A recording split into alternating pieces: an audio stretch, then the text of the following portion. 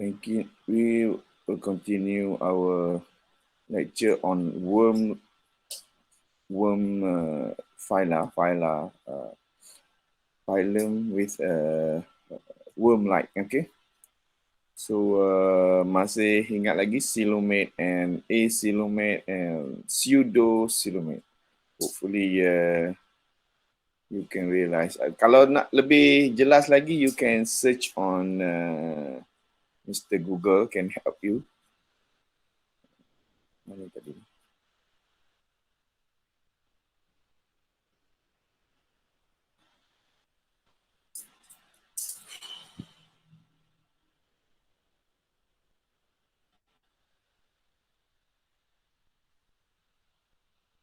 Nampak slide saya? Nampak, Prof. Nampak. Nampak, Prof.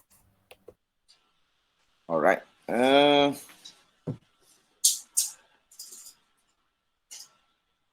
Saya harap ada lagi beberapa orang belum masuk. Anyway, kita start juga dengan the annelids.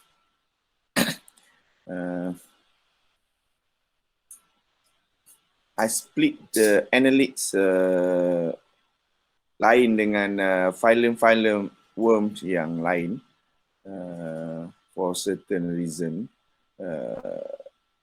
Because of dia paling dominant dekat marine, paling obvious dia lah, especially in marine benthos, polychaetes.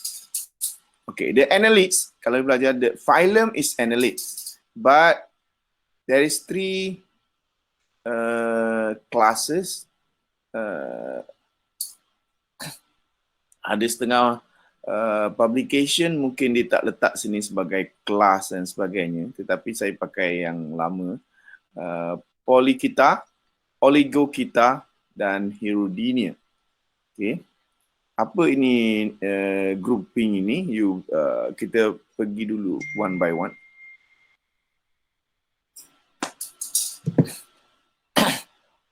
Hirudinea, saya start from the yang last kali ini. Hirudinea itu adalah jenis pacat, whatever any. I think everybody pernah experience kena pacat, masuk air, lompat air, whatever. Mungkin pernah tengok. Tapi kalau orang bandar tak adalah, orang kampung pergi kat lompat air ataupun pergi kat bendang, whatever, mudah aja kena pacat ini. Group leech. Hirudinea. Saya tak akan sentuh banyak mengenai Hirudinea ni sebab tak ada marine representative daripada Hirudinea ni. And then another group which is common as well, Oligochaeta, iaitu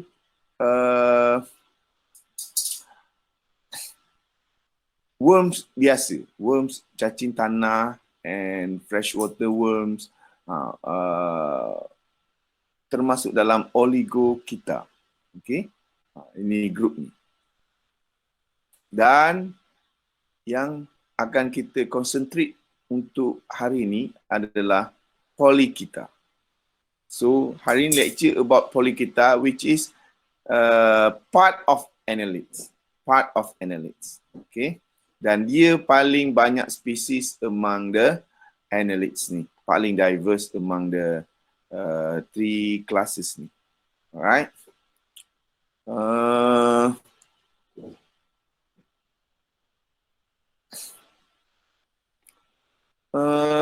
In terms of phylum, at level of phylum, Annelida, they can be found in marine, freshwater, and terrestrial soil. Tapi ini adalah annelids. Ini karakteristik for the whole phylum annelids. Termasuk Polychaeta, which is marine, Oligochaeta, dan Hirudinea can be found in freshwater and terrestrial. Okay.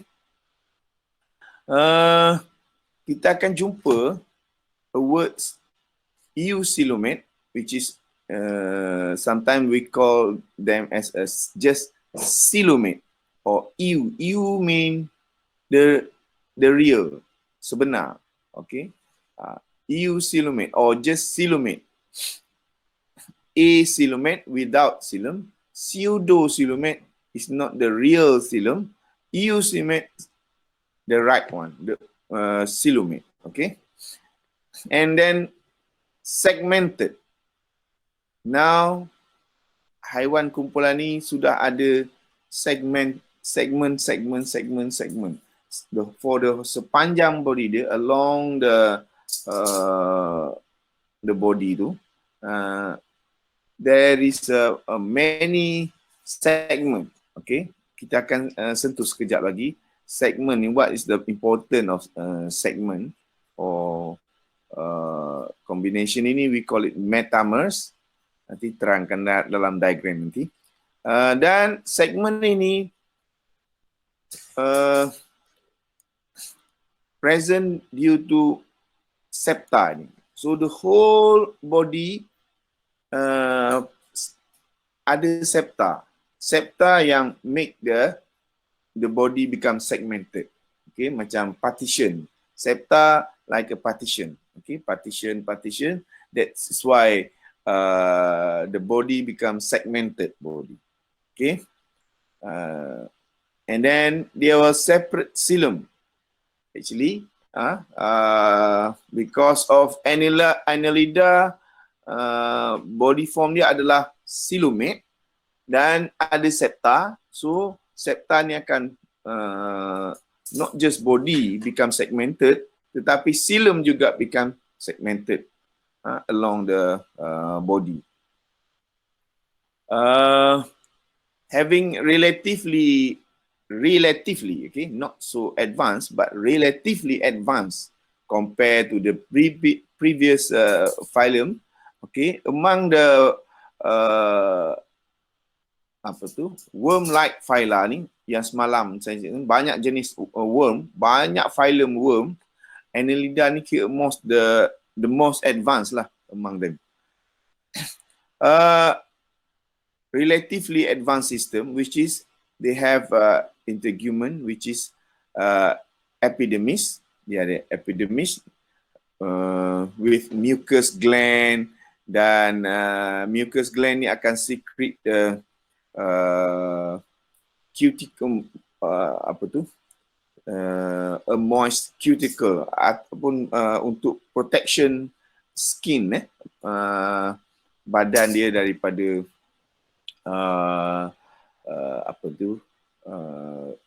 kalau mucus biasanya apa you tahu mucus haiwan.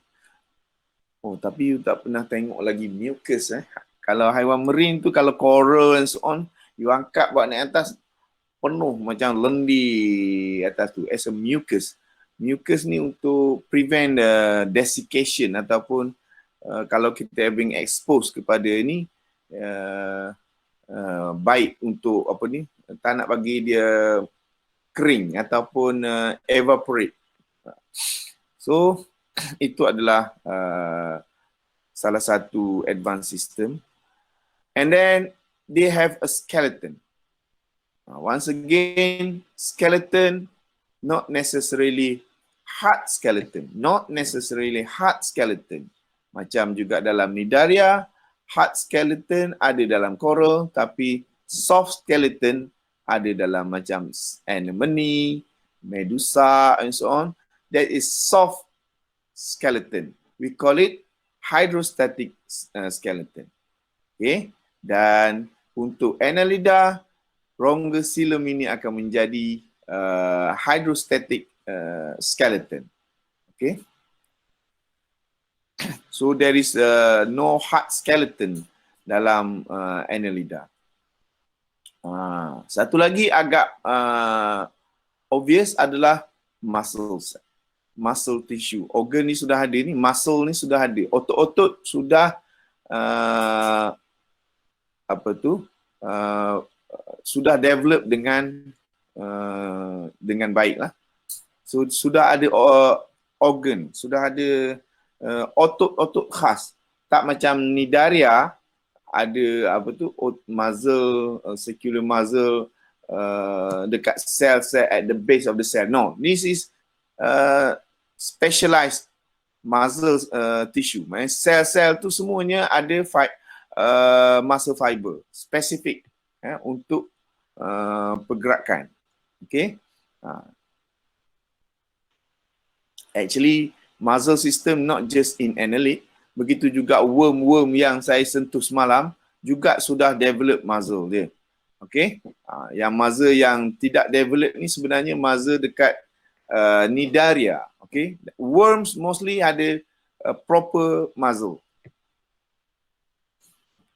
Then digestive system, salu penghadaman, which is complete. Complete means there is 2 opening. Masuk ikut mulut and then discharge through anus. Okay, ada mulut dan ada anus. Okay, so complete. Masuk, dia ada tube yang complete daripada satu opening to the next opening. Macam tu. For the whole body tu.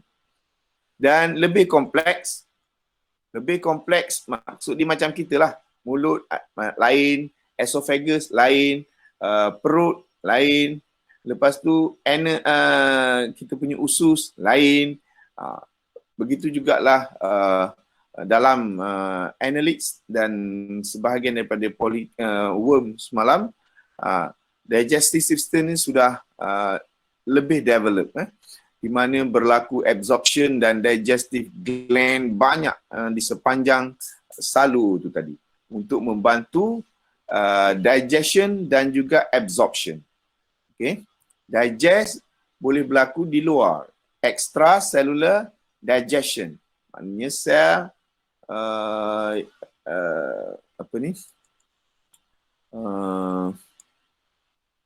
gland yang hasilkan enzim and so on boleh boleh secrete, they can secrete the enzyme to make digestion externally, maknanya di luar sel, di dalam lumen, di dalam lorong-lorong usus tu berlaku berlaku digestion, and then once dah become a molecular level size, dah halus semua tu, and then they will absorb.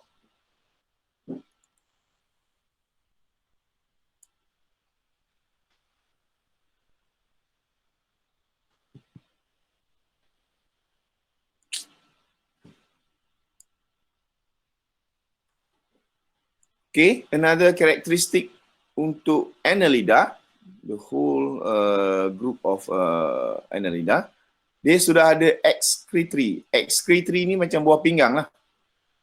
We call it nephridia. Kebanyakan haiwan invertebrate still we don't call it as a kidney. They don't have a proper kidney, but there is a nephridia function as excretory function. Kalau dalam haiwan seperti corals and so on, there is no such excretory organ. Dia just buang macam tu saja. Tetapi excretory system sudah develop. Apa maksud excretory system ni? Dia akan dibantu oleh circulatory. Maksud dia metabolisme berlaku anywhere in the body, and then akan masuk dalam blood system, transported pergi dekat organ excretory dan akan dikeluarkan melalui nephridia ataupun excretory system ini. Okay. Dan disebabkan body annelids dia partition, tadi saya kata tadi, dia partition, dia ada segmen, dan dia ada nephridia for each segment. So seolah-olah ada buah pinggang pada setiap segmen. Kalau ada 100 segmen, 100 lah buah pinggang tu. Okey. So seolah-olah nephridia ni wujud pada sepanjang body tu. Okey, Tak apa, just saya ni nanti kita akan tunjuk gambar sekejap lagi. Saya finish the text first. And then sistem respiratory, pernafasan, sistem pernafasan can be through skin, direct, absorption melalui direct skin, and then some through the parapodia. Sebab dia tak ada lung. There is no lung. Lung, kalau lung dalam badan, dia masuk air, kalau udara masuk ke lung melalui kita punya nose, lubang hidung, kan? Ataupun mulut. Kita boleh masuk, nafas tu akan connected with trachea kita and then masuk itu. Tidak berlaku direct oksigen ke CO2 ke, tak boleh, udara tidak boleh masuk melalui skin directly. Tetapi dalam haiwan invertebrates ni, there is no proper lung. So absorption gas dan sebagainya tu through skin, setengah spesies. Kalau tengok cacing cacing tanah, definitely respiratory actually through skin. Okay, melalui skin directnya masuk macam tu. And then dalam polychaetes melalui parapodia. Nanti kita akan sentuh parapodia ni, panjang cerita dia nanti. Parapodia, kaki. Dia worms ni sudah ada kaki. Especially in polychaete. Dia sudah ada kaki, worm yang ada kaki.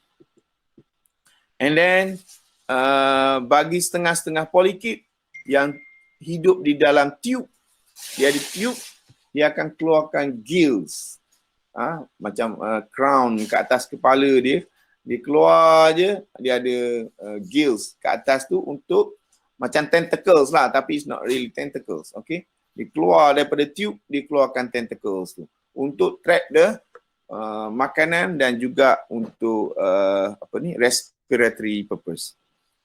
Circulatory sudah lebih baik, sudah wujud dan closed system dan menggunakan hemoglobin.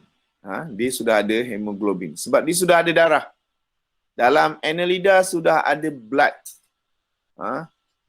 Dia makan kita punya blood dan sebagainya. Actually they already have a blood dalam badan. Macamlah haiwan yang lebih advance.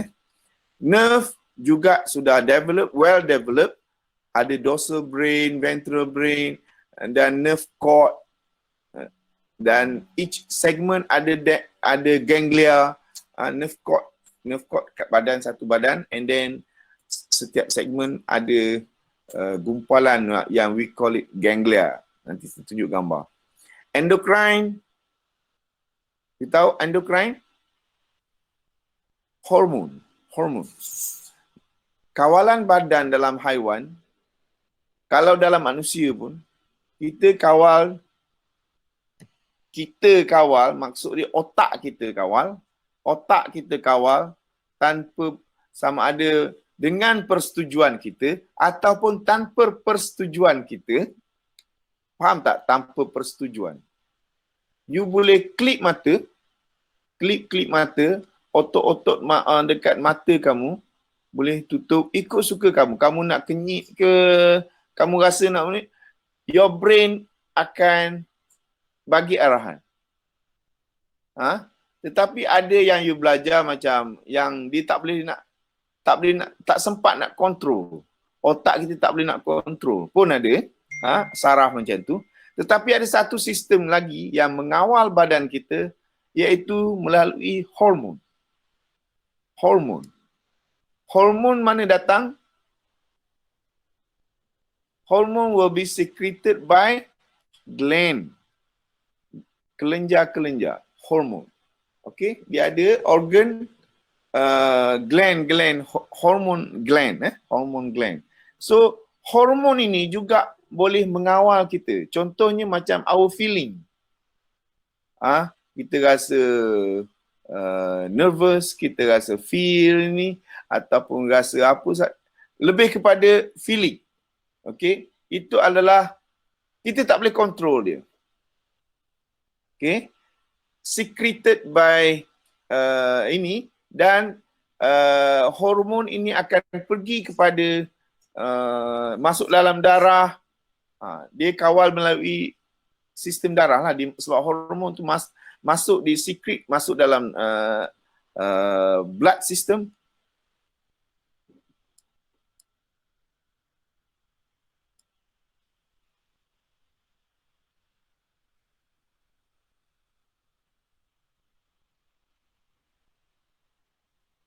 Hormon akan masuk dalam blood system and then akan pergi efek kepada contohnya jantung kita.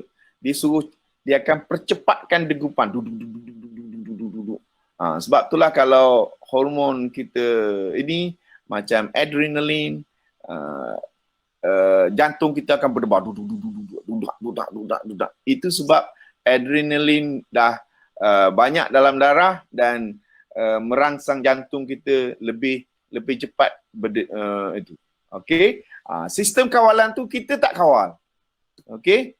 Contohnya kamu nampak benda-benda yang menakutkan, tiba-tiba berdebar dudak. Ataupun you tengok ni biasalah orang muda tengok pasangan yang dia suka, mulalah berdudak. Itu adalah bukan kawalan kita. Semua itu adalah by hormon. Hormon ni pun ada related dengan kita punya brain. Brain yang you belajar hypothalamus ni akan merangsang kelenjar tu. Okey, kelenjar ni secret this hormone. Hormon ni akan masuk dalam blood, pergi ke jantung. Bagi jantung tu, otot-otot jantung pump lebih cepat, dudak. Sebenarnya macam tu. Sebenarnya our body ini macam robot actually. Our body is a robot, but biological robot. Okay, robot sebenarnya kita ni.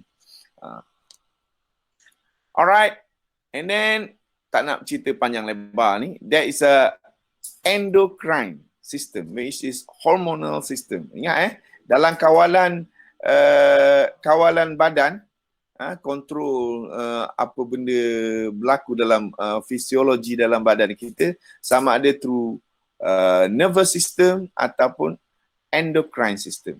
Okay. Satu lagi adalah sistem reproduktif, sama saja macam yang phylum-phylum yang lain. Can be monoecious, hermaphrodite,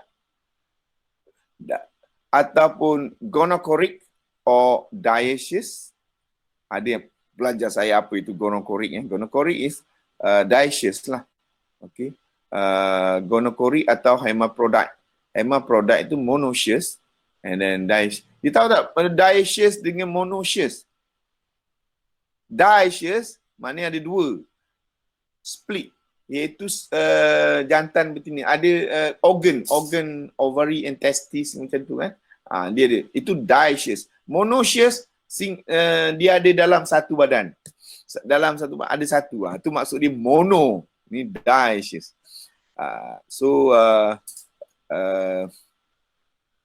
External or internal fertilization can be macam haiwan yang lebih yang sebelum ni lebih primitif. By external fertilization maknanya dia release sperm or release egg dalam marine environment, and then fertilization occurred in marine environment, dalam air. Fertilization. Ataupun dia sudah ada kaedah internal fertilization, maksud dia sama ada berlaku secara copulation, persetubuhan, ataupun by releasing sperm, dan sperm tu swim masuk dalam badan betina and then fertilize dalam badan betina. Egg not being released yet. Tak di-release, tapi sperm tu datang, masuk. Okay, macam copulation berlaku, persetubuhan, sperm akan dimasukkan dalam tu melalui alat penetration and so on, tetapi boleh juga dalam mammals dan so on ada berlaku penetration masuk dalam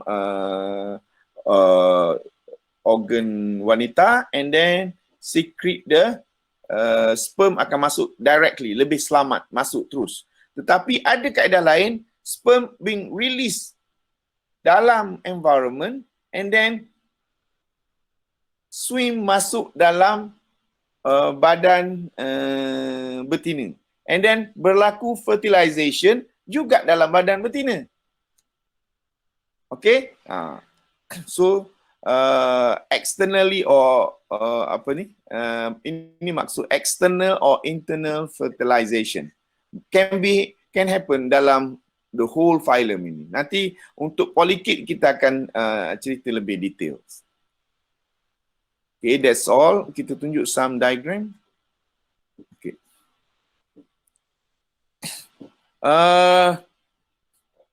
Ini adalah diagram bagi saya nak tunjuk body plan of the annelids for the whole annelids. Ingat annelids adalah worms with segmented body. Worm semalam, banyak jenis worm kan, ada beberapa phylum. Kan, ada berbelas phylum semalam. Semuanya tidak ada segmen. Worm yang semalam tidak ada segmen. Only annelid saja yang ada segmen.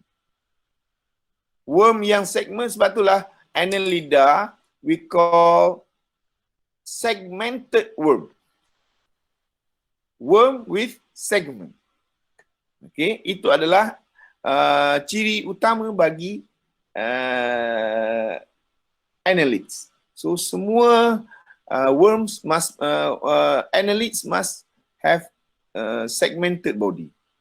Alright. And then ini secara umumnya dia ada well developed muscle system. Tengok ni. Dia ada, ingat, sama juga macam polip hari itu. Which is, tapi beza dia ini adalah proper otot-otot yang lebih proper.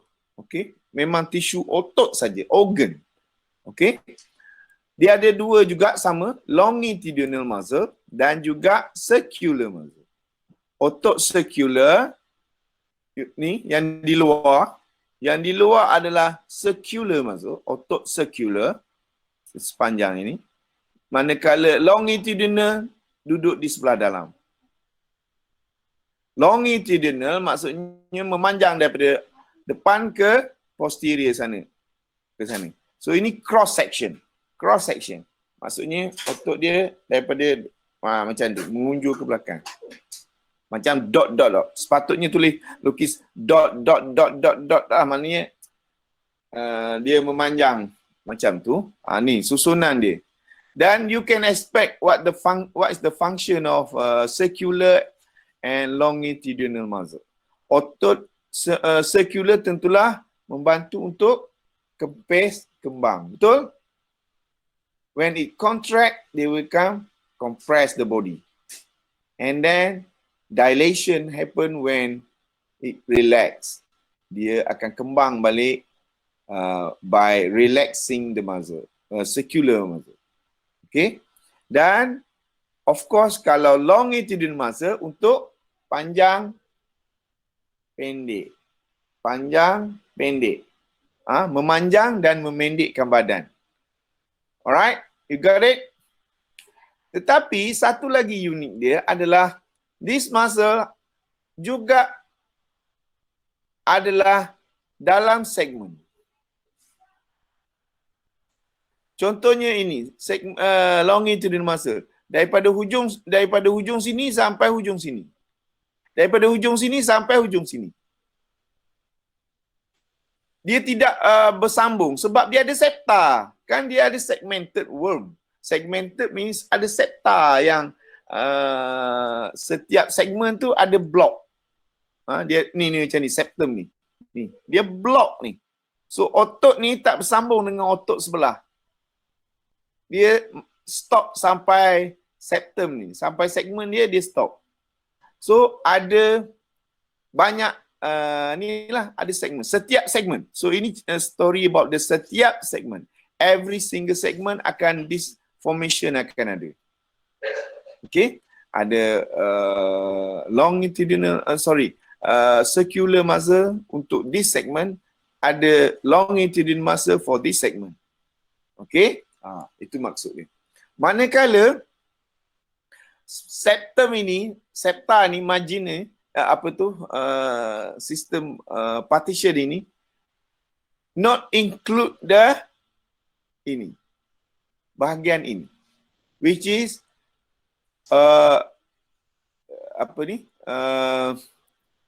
intestine contohnya, daripada mulut, intestine sampai ke anus. Yes, yang ini tidak dihalang oleh septum.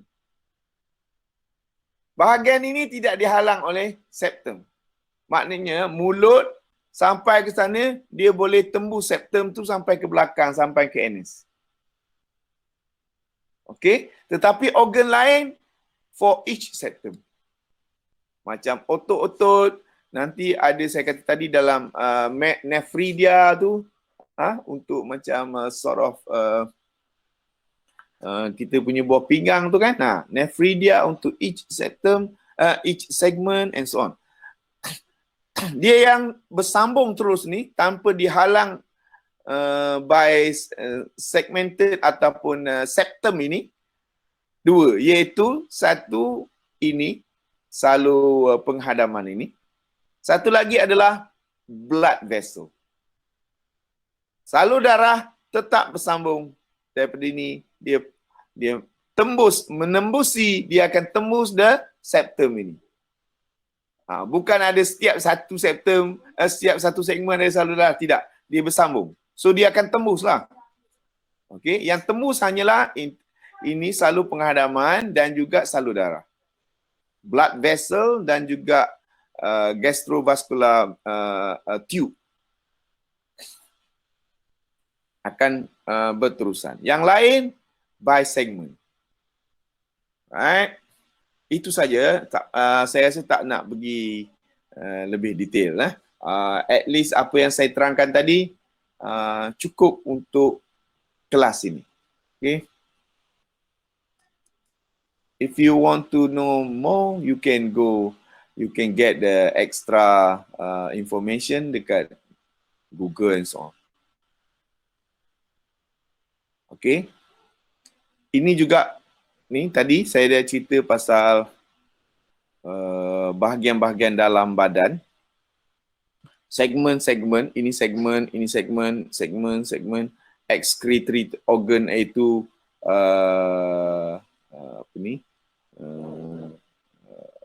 organ perkumuhan, excretory organ, nephridia. Ini gambaran nak tunjuk nerve, satu lagi.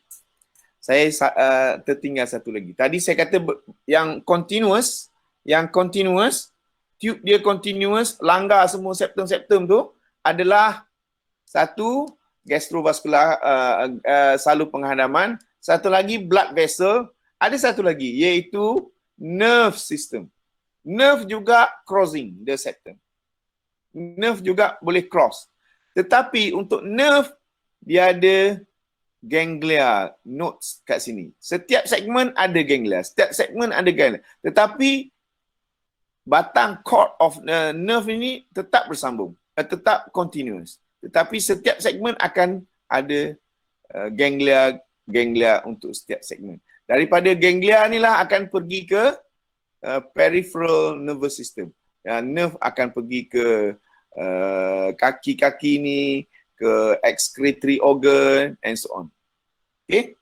Macam kita lah, kita ada central nervous system dan peripheral nervous system. You belajar kan, di SPM lagi, tulang belakang kita ada central nervous system yang bersambung ke otak dan setiap bahagian tu akan ada ganglia dan akan pergilah kepada peripheral untuk pergi ke tangan ke, pergi ke kaki ke, kan? You belajar tu. Tetapi saya nak mention about this system. Metamerism dan juga tegmatization. apa benda ni. Haiwan-haiwan yang lebih maju, dia akan ada sort of benda ni. Metamerism dan juga tegmatization. Iaitu segmentation dan juga specialization of each segment. Metamerism, dia repeat segmentation. This is segmentation. Dia repeat benda-benda. Maknanya satu segmen sama, satu segmen sama, satu segmen sama je. Dia punya ada ini, ada ganglia, ada kaki, sama saja. Setiap segmen tu ada benda tu. Dia repeat. Okey? Itu kita panggil metamerism. Metamerism maksudnya repetition of body parts. Satu ni segmentation. Okey? Segmentation. Ini banyak dekat polychaetes dan juga annelids tadi. Annelid lah, polychaete, parts of the annelids kan. So ada juga sebahagian daripada arthropods. Arthropoda pun ada. Apa dia arthropoda yang you rasa ni? Tengok ulat gonggok. Ulat gonggok macam worm kan? Pernah tengok ulat gonggok tak? Pernah. Ni macam worm kan? Benar. Segmen. Tu sama segmen dia. Repetition of tu. Itu adalah dipanggil metamerism ataupun segmentation. Satu lagi yang lebih advance, biasanya haiwan yang lebih advance, kita panggil dia repeat juga tetapi dia ada specialization. Maksudnya mungkin ada beberapa segmen membentuk ataupun mempunyai certain fungsi, ada beberapa segmen repetition tetapi certain segmen, katalah ada 20 segmen in total. The first 5 segmen lain. Dia repetition segmen ada segmen, tetapi the first 5 tu dia modified into menjalankan certain function. Okey, lepas tu ada 10 yang fungsi ni lain. Lepas tu ada 5. Fungsi ni lain. Segmen juga. Segmen sama. Segmen. Tetapi ada specialization of certain group of segment. Itu kita panggil tegmatization. Biasanya yang lebih maju mempunyai tegmatization. Kalau metamerism ni just repetition saja.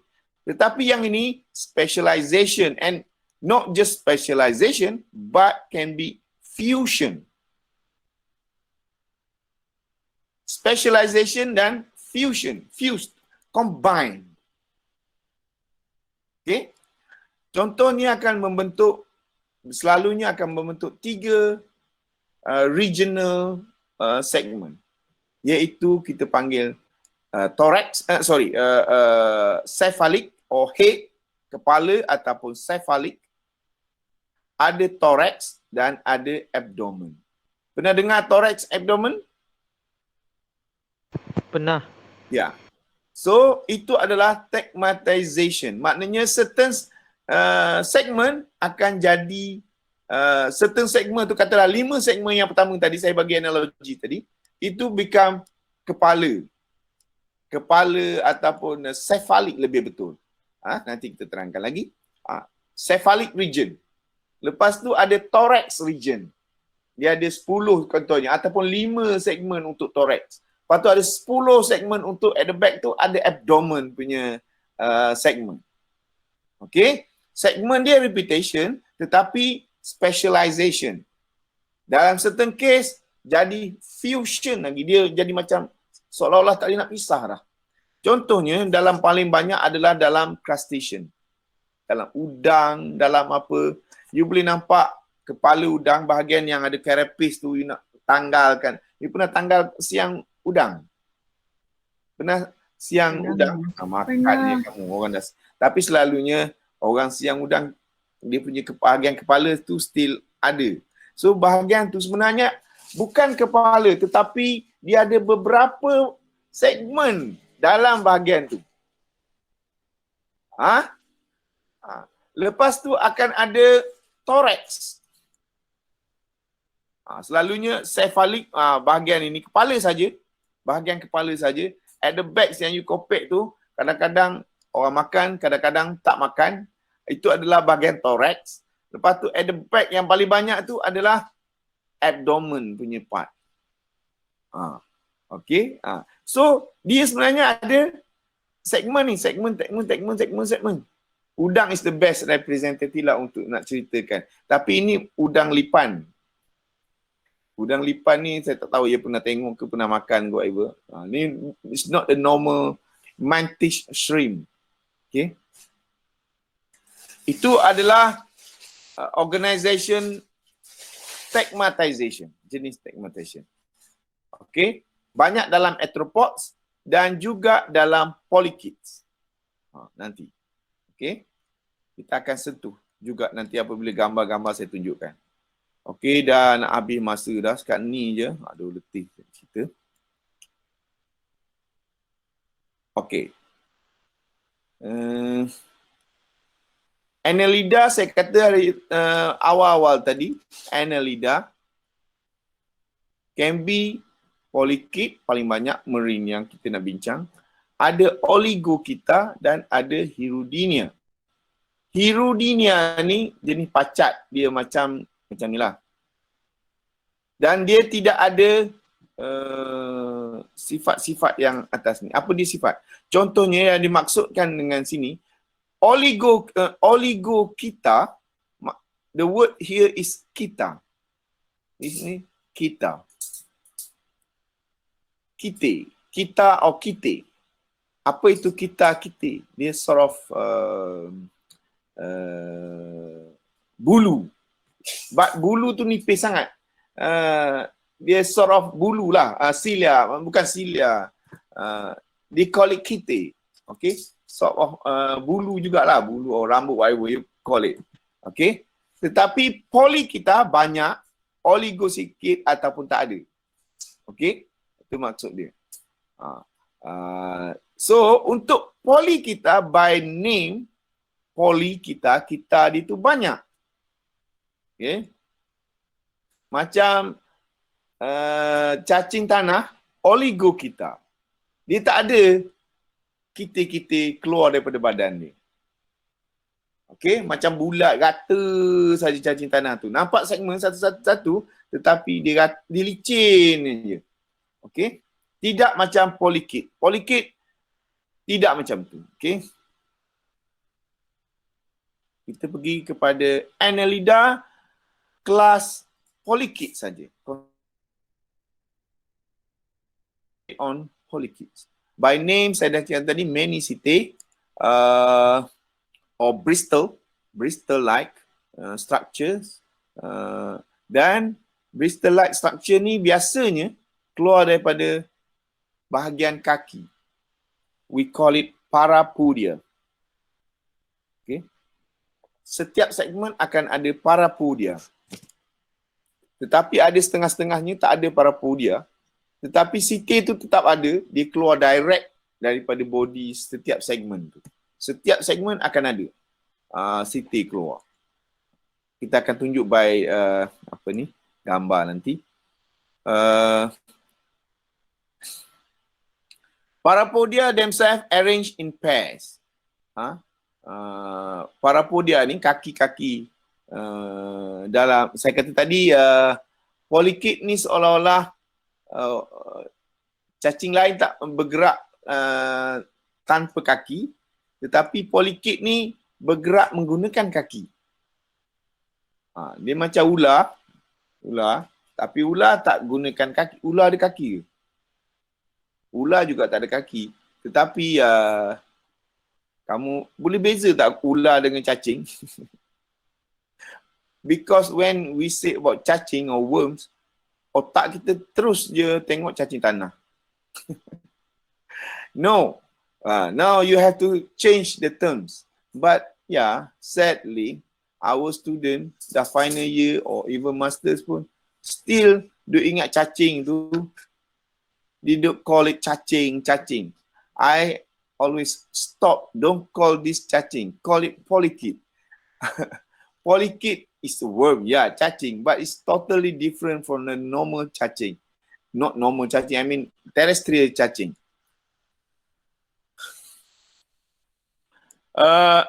This group is very diverse, and then size juga range. Ada yang millimeter in size, ada yang meters in size. Beberapa meter pun ada. Polychaete yang panjang, pololo worms, sampai few meters panjang dia ada. Even kalau kamu pernah dengar cacing ruat-ruat, pernah dengar? Orang mancing, pemancing, umpun-umpun. Pernah dengar pun-pun ataupun umpun-umpun? Itu adalah polychaete. Okay? Polychaete tu. Dan kalau dia boleh panjang sampai lebih pada 1 meter. Siapa yang pernah mancing, pergi kat kawasan tepi pantai apa semua ni, orang jual umpun-umpun, mahal yang amat lah sekarang. Seekor boleh jadi RM20. Ya Allah, dia potong-potong lagi. Nah, jual 2, ketuk 2 potong, RM5. Mahalnya, ya Allah, ikan belum tentu dapat. Sebab susah nak cari kot, okay. Anyway, size banyak, shape pun banyak untuk polychaetes ni, marine worms. So now we pergi kepada just marine worm. Nama dia pun banyak, tetapi nama dalam bahasa Malaysia tak banyak. Yang ada hanyalah umpun-umpun saja, ruat-ruat, umpun-umpun, itu saja yang bahasa Malaysia bagi nama lah yang ada kepada ini. Tetapi mungkin ada je worms yang orang jumpa, tapi satu lagi, bulu ayam. Yes, saya pernah dengar orang dekat Pangkor, dia panggil satu worms, feather duster worms, dia panggil bulu ayam. No, jangan touch dia, jangan touch, beracun. Memang kalau sentuh dia beracun, bergatal. Kalau kamu pergi Pulau Pangkor, dekat beach dia tu banyak dengan bulu ayam. Dipanggil bulu ayam tak silap saya. Jangan sentuh, jangan sentuh. Dia kalau you pergi dengan turis ataupun orang kampung ataupun nelayan, jangan sentuh tu, bahaya. Dia akan marah kita, jangan sentuh. Tu nanti beracun, gatal and so on.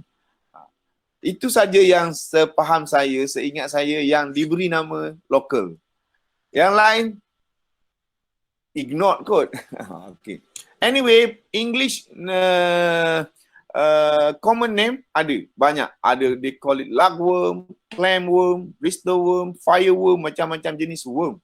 Ada sea mice. Ada tikus laut pun ada. Ini juga worm, pelik juga. Nanti kita tunjuk gambar ni. Feather duster worm and so on. Lebih kurang 8, saya rasa lebih. Sekarang kalau kita pergi dekat registered taxonomy dia, lebih pada 80 families. You know families? Level of families, species, and then genus. And then genus, other families. Lepas tu order and class. So, polychaete ni class, ada order-order tertentu, and then ada 80 families. Selalunya susah nak identify species polychaete. Susah. Selalunya dalam kes nanti kita belajar tahun 2 nanti, Benthic Ecology, kita ambil sampel, identify worm-worm ni, polychaete ini. Selalunya kita suruh identify family saja. Tak perlu identify sampai species. Kadang-kadang susah untuk identify species. So, selalunya kita identify group family saja. Level family saja. Tetapi ada juga grouping which is not taxonomically valid, tetapi maksud dia bukanlah dalam classification dia tu, kalau ini class become subclass ataupun order, no, they don't use it. Tetapi quite popular dalam buku-buku ke apa, dalam teks banyak masih digunakan lah. Mungkin dulu digunakan sebagai subclass ke whatever, tapi sudah tidak scientifically digunakan lagi. Tetapi still untuk classification, general classification, still they use it.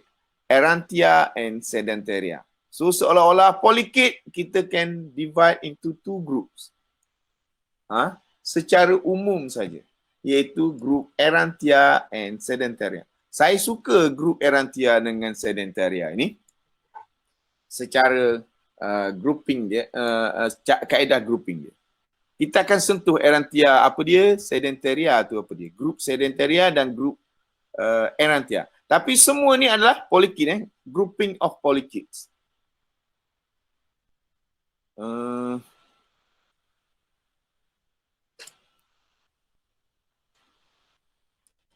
Saya rasa tak sempat saya nak habiskan. Saya ada 1 minit lagi. Saya ada kelas pukul 9.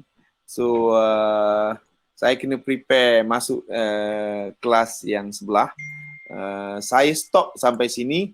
Kita sambung polychaete ni, saya harap saya dapat habiskanlah hari Khamis. Okey?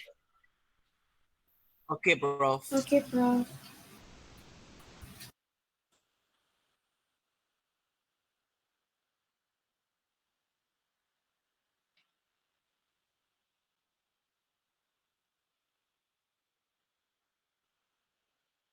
Thank you, Prof.